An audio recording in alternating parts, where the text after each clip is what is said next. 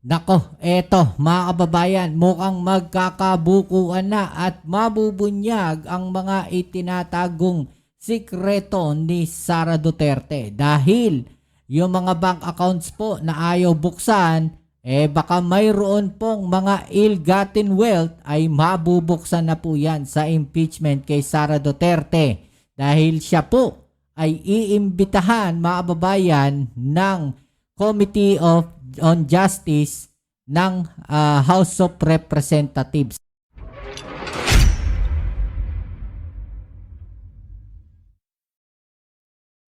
Okay, so yan ang ating alamin ngayon at pag-uusapan. Pero syempre, bago ang lahat, please don't forget to subscribe, like, share, at comment dyan sa comment section.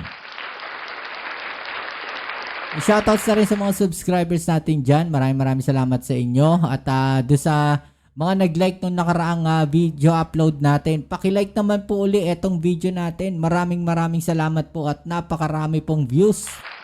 No? Yan. Okay, so ito mga kababayan, nako, no? Grabe. No, bank accounts ni BP Sara may ill-gotten wealth nga ba? Kaya ba ayaw pong pabuksan itong pong mga bank accounts ni Sara Duterte dahil baka mayroon pong ill-gotten wealth mga kababayan? May itinatago nga bang mga kayamanan itong sila Sara Duterte? Kasi na maaalala natin, no, yan din po yung pinasabog, no, nitong si Trillanes mga kababayan, at matagal na po niyan sinasabi yan, no? At ito nga rin po yung sinasabi niya na hinahamon niya yung dating Pangulong Duterte na magkita sila sa BPI sa Ortigas, no? Pero wala pong sumulpot. At maging do sa isang hearing po mga kababayan, muntik pong magsapakan yung dalawa. Napakagaling po ni Senator Trillanes, dating Senator Trillanes mga kababayan, no? Dahil nasagad niya si dating Pangulong Duterte. Imagine mo, muntik silang magsapakan. Okay, so ito panoorin natin mga kababayan. Alamin natin, no, bakit nga ba, no, ayaw ipakita ni Sara Duterte itong kanyang mga bank accounts. May ill-gotten wealth nga ba? Alamin natin yan dito. Let's go. May batas yan eh. As alam ko nga, the last time I checked, yung sweldo ng presidente, correct me if I'm wrong, yung sweldo ng presidente, hindi ata average is 300,000 or 500,000 a month eh. Yung vice president lower than that. So, kung yung income mo as vice president is this, wala kang publicized na mga negosyo, wala kang publicized na mga inheritance, pero yung laman ng bank account mo, billions or millions, the presumption is ill-gotten yan. Oo, may iba nga pong sinasabi si dating Senator Trillanes, mga kababayan. Nako po. No? Nako po. No, ito na nga ba yung sinasabi natin mga kababayan? Saan daw po ba galing yung pera ng mga Duterte ayon kay dating Senator Trillanes? Ayon po sa kanya mga kababayan, sinasabi po niya na ito po ay galing sa Pogo mga kababayan. Ito po ay galing sa mga illegal na droga mga kababayan. Kung totoo po yan, no, mukhang delikado po itong mga to. Kasi unang-una, no, may question na agad tayo dyan. May katanungan agad tayo dyan. No, kung lumulutang po, mga babayan, na sinasabi nila, no, na ang sweldo po netong si Kaufman, mga kababayan, ay nasa $150 million. Mga babayan. $150 million. Tama po ba? Or 150 million pesos. Sa pesos tayo kasi hindi ko sure kung dollars. Pero siguro pesos po mga kababayan. Kung 150 million pesos. Yan po mga kababayan. Noong nakaraan kinumpute ko na yan eh. Aabot po yan ng bilyones mga kababayan. Okay, so ito po mga kababayan. No? Kung sa 150 million mga kababayan, ita-times po natin yan sa 12. Kasi 1 year na po si Digong doon mga kababayan. So ito po yan. 1.8 billion mga kababayan. No, yung palang hong pasahod kay Kaufman 1.8 billion na. Saan po kaya nila kukunin yun? Magkano lang naman po sabihin natin ang sinahod netong si Sara Duterte? Mga kababayan, kung sabihin natin 350,000 po yan, times ilang taon na po ba siya? 2022, 23, 24, 25. O, 26, sabihin natin 4 years, mga kababayan. Yan po ay nasa 4 years times 12, 4.2 million times 4 years, 16.8 million lang, mga kababayan. So kulang na kulang po yan pambayad, no? Dito kay Kaufman. Sama mo pa yung mga travel expenses nila, yung mga pagkain nila, yung tinutuluyan nila, mga kababayan. Plus, ito pong 16 na abogado niya sa kanyang impeachment complaint.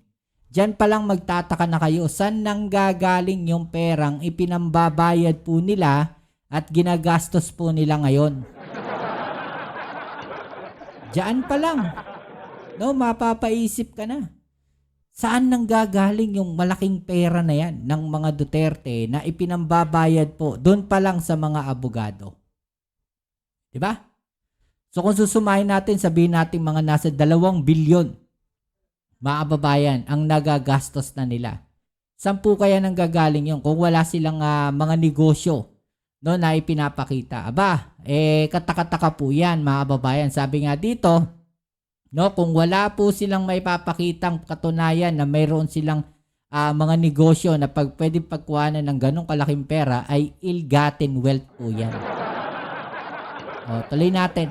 Kasi nga yung pag sinabing ill-gotten, yun ay isang conclusion. Kung hindi mai-explain yung perang iyan based sa salary na tinatanggap mo, income na negosyo mo. Pero alam po natin, hindi naman kilala yung Vice President as one into several businesses. No. So, di naman siya kilalang negosyante. Wala nga tayong alam na negosyo niyan. No? Yung asawa niya, abogado, lahat ba ng kaso sa Davao, hawak ng asawa niya? So doon pa lang mapapaisip ka na, mga kababayan, saan nanggagaling yung malaking pera ng mga Duterte ngayon? the moment makita ng taong bayan na milyon-milyon yung pera ng Vice President. And then, pag kunenta natin yung sweldo niya as mayor, vice mayor, tsaka as the Vice President, kung hindi ma-account saan nanggaling yung pera niyan, ayun, that makes it ill-gotten. Wala. Diba? Kung hindi po ma-explain, mga kababayan, no, pwede pong sabihin na yung mga perang ginagastos nila ngayon, no, ay ill-gotten wealth. Dapat pong imbestigahan yan. Dapat malaman saan po nang gagaling yung pera na ginagastos ng mga Duterte ngayon. Yun po yung sinasabi dito, mga kababayan. Naman Ganun pong, kasimple yun. wala naman Yes. pong magiging problema dun sa pagsapina ng mga bank accounts. Madali lang naman po yun. Wala po tayong magiging problem. Okay, I don't see any problem, pero there will be definitely mag-o-object, no? Pero kasi nasa exception yan sa bank secrecy law na pag may isang judicial proceeding, tsaka the argument is, I think hindi naman natin madadoubt na yung impeachment proceeding is akin to a judicial proceeding. So exempted yung motion for subpoena in an impeachment proceeding to the bank secrecy law. Yari. So, yes, legally, hindi po kami mahihirapan, but definitely mag-o-object po yung kabila. We are very sure about that. Okay, so ito pong nagsasalita, mga kababayan, ay si Attorney Ligutan, no? Yung siya, isa po siya sa lead counsel sa third impeachment complaint, mga kababayan. And speaking of pag-object ng kabila, ngayon pa nga lang, di ba, sinasabi nila na, nauuna yung accusations bago yung ebidensya referring to the bank accounts. Same thing din naman yung ginawa nila sa Pangulong Bongbong Marcos. Diba? Puro sila akusasyon, mga kababayan. Yung mga ebidensya naman nila na pinapakita, puro picture lang. Wala namang matibay na ebidensya. Diba? Ganun naman eh. Ganun naman eh. Diba? You accuse and then you prove your accusation. Ano gusto nila? Ebidensya muna before accusation? Hindi po ganun. Yung pag-aakusa tsaka pag-prove ng accusation, yan po yung ginagawa practically lahat po ng mga litigante, practically in all courts in the entire Philippines. Yari. You accuse and you prove your accusation. Okay. Okay. So ano na lang ang aasahan natin? Okay, so ito mga babayan, no, ito po ang isang problema na itong si Sara Duterte dahil no, iniimbitahan po siyang dumalo no, sa kanya pong impeachment hearing no, sa March 25 na po yan. No, impeachment hearing na po yan, parang mini hearing no, ng impeachment po ni Sara Duterte bago po yan iaakyat sa plenary mga babayan at siya po no, ay iniimbitahang dumalo no, para siguro sagutin niya yung mga akusasyon sa kanya. Dadalo kaya si Sara Duterte? Okay, so alamin natin itong balita na to. Gugulong na sa susunod na linggo ang pagdinig sa mga reklamong impeachment laban kay Vice President Sara Duterte. Inimbitahan siya ng House Committee on Justice sa dumalo. Live mula sa Maynila, nangunguna sa balita si News 5 House Correspondent Marian Enriquez. Marian, anong info mo? Dadalo ba si VP Sara kung sakali at anong mangyayari dito? Bago nga yan, JK, kinumpirma sa atin ng kampo ni Vice President Sara Duterte na si Attorney Michael Boa, na natanggap na nila yung notice na ipinadala po ng House Committee on Justice tungkol nga po dito sa imbitasyon at yung informasyon nga po na sa March 25, gugulong na yung pagdinig tungkol nga po doon sa dalawang reklamong impeachment laban sa Vice. Actually, ayon doon sa House Committee on Justice, prerogative o na kay VP Sara na po kung dadalo siya o hindi doon po sa pagdinig. Kung hindi po kasi dadalo, itong si VP Sara doon sa pagdinig ay parang wini-waive o sinusupor na po niya yung kanyang karapatan para po sana sagutin yung bawat aligasyon na inilatag sa kanya. Nauna na nga po idineklara ng House Committee on Justice na may sufficient grounds o sapat pong basihan itong mga reklamong impeachment laban sa Vice Presidente. Actually, bago nga po nito, yung mga complainants at yung ilang mga kongresista, sinasabi po nilang yung sagot o yung answer at kautalong ni VP Sara non-answer o hindi po talaga diretsong sinagot ni VP Sara yung bawat aligasyon po na inilatag laban sa kanya. At ito nga po, pakinggan natin itong pahayag ng chairperson po ng komite na si Chairperson Jerby Luisto.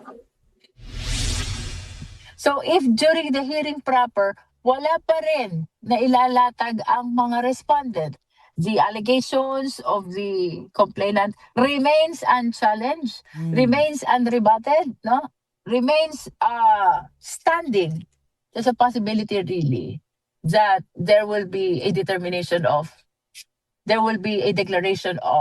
the existence of probable cause because wala ngang ebidensyang ipinakita ang ating respondent. Eto ngayon yan mga kababayan. Bakit kaya ayaw nilang sagutin? No, gayong alam naman nila na yan po ay tatakbo sa plenary ng Kongreso at yan po ay tatakbo sa Senado.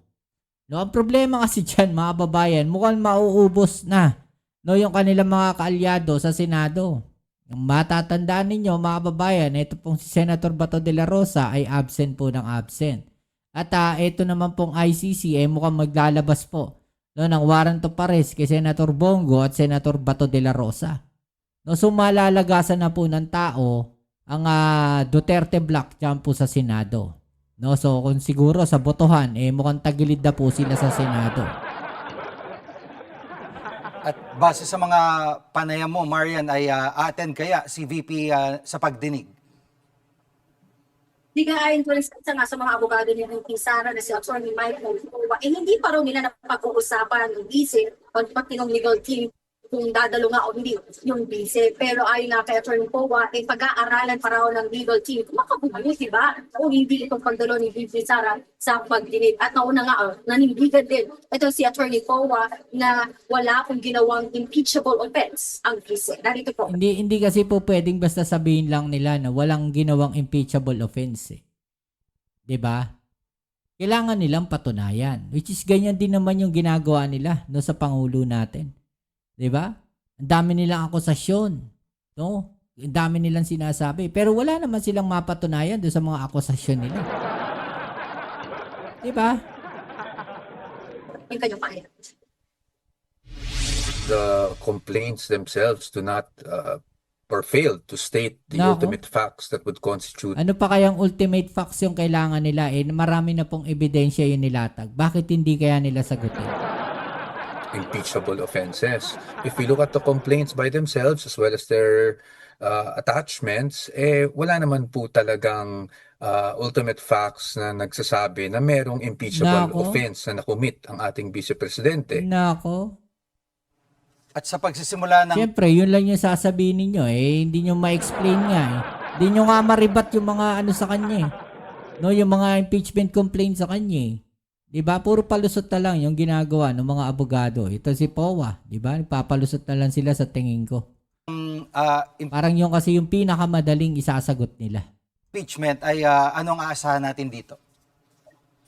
Sige, yung gugulong po na pagdilig dito sa House Committee on Justice sa susunod po, parang po itong preliminary investigations sa isang criminal proceeding, no? Unang maglalatag ng mga ebidensya, yung hanay po ng mga complainant, bagay na sasagutin o got po ng respondent na si Vice President Sara Duterte. Actually, papaalala din ng chairperson ng committee na si Chairperson Luis Ro, tanging mga miyembro lamang po ng Justice Committee, Yan. yung maaaring mag-direct o cross-examine doon sa mga testigo ng mga ebidensya. At para po kasi silang piskal, na aalamin Dapat yung mga hindi rin kasali sa Committee on Justice, wala din dyan. Hindi sila dapat pwedeng umupo dun sa upuan na yan. Dapat dun lang sila sa labas. Kasi merong isang may mga kongresista na hindi naman kasali na ikiepal aralan nila kung bang probable cause itong mga reklamo. At sa ngayon nga, Jiggy, ayon kay Chairperson Luis Ro, pina-finalize na nila itong ground rules para nga po doon sa gugulong na impeachment hearing sa susunod na linggo sa Miyerkules. At may dagdag ko lang din, Jiggy, yung mangyayari sa March 25, ayon nga kay Chairperson Luis Ro, a-actionan muna nila yung tatlong request. Kasama po dyan yung kay Akmatay Parties Representative Shell Jokno, yung request po na ipasabina yung mga dokumento po kaugnay nga doon sa mga kay VP Sara, yung kanyang mga bank records, statement of assets, liabilities, and net worth. Yun din po yung request o hiling na protective custody kaya doon sa umulipagman ni VP Sara na si Ramin Madriaga. At gayon din yung concern ni Congressman Terry doon na maaari o yung posibleng conflict of interest doon sa mga abogado, yung abogado ni VP Sara dito sa impeachment na dati niyang mga tagapagsalita katulad po ni Attorney Michael Powa at Attorney Reynold Mansay. Yan po muna ang latest. Okay, so yan mga kababayan. Anong palagay po ninyo dyan? Comment nyo na lang po sa baba yung inyong mga opinion na tatanyang pag-usapan. Alright? So yan muli, hanggang dito na lang muna ang ating video at maraming salamat sa lahat ng mga patuloy na nakasuporta dito sa ating channel. Kita-kits po tayo sa ating next video upload. Ito muli ang inyong Kuya Mobsit Sumbos TV. Peace. I'm out.